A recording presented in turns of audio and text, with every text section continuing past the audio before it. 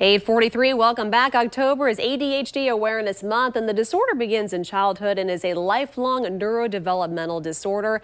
Around 11% of children are diagnosed with ADHD, and around 10 million adults have that disorder. Now, boys are more often diagnosed than girls, which leads it to being underdiagnosed in adult women. Women with undiagnosed ADHD can often be diagnosed with depression, anxiety, which can have symptoms of ADHD. So joining us today is Dr. Michaela Denison. We appreciate you so much for joining us on this Saturday morning. Thank you again. Thank you. So talk to us a little bit more about those symptoms of ADHD and what people should be aware of. So ADHD, like you said, begins in childhood. The symptoms that characterize that are inattention, hyperactivity, and impulsivity.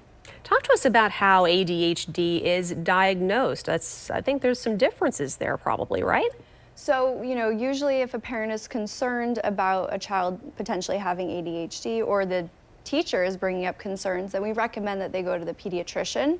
They do this all the time. They are really good at getting information from the parents, from the teachers, other caregivers, and evaluating the child.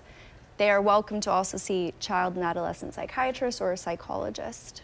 And you talked about psychologists and psychiatrists. Talk to us more about ADHD and how it's treated. What's the treatment typically? So research shows that medications are the most helpful, especially for the focus symptoms of ADHD. Those would be like methylphenidate and amphetamine medications. Also, building good habits, organizational skills, helping the parents understand what ADHD looks like and how to have, patience and some grace with the kids and what to expect from them is really important in just helping them be successful in the future. I just have to ask, as a doctor in this, have you heard the concerns about the Adderall shortage? Yes. Talk to us about that and your concerns with that still being prevalent right now. Yes. We've dealt with shortages of stimulants, here and there very often. And we just have to change the medications temporarily, get creative with the doses. The parents call the pharmacy and the pharmacy says, oh, we have the 10s, but not the 15s. So then we just have to make adjustments. But yeah, it's definitely concerning. We've had kids, going without their medications for weeks, which, can really impact their academic performance and just their functioning. I can't imagine the challenges there. So are there risks of ADHD not being treated? Because as we heard there, sometimes they're not diagnosed. What are the risks of not being treated? They say that there are, or we see that, children and adults that have untreated ADHD, their academic performance is impacted. They don't do as well as they might have done otherwise.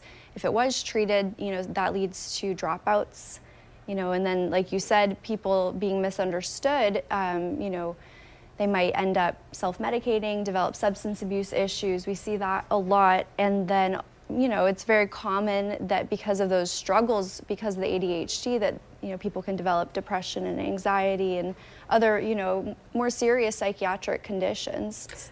We only have about 30 seconds left, so feel free to be very concise. What can caregivers do at home, real quick? Yeah, okay, that's great. So I think that having daily charts posted up that's like a visual for the kids so they know what their routine is.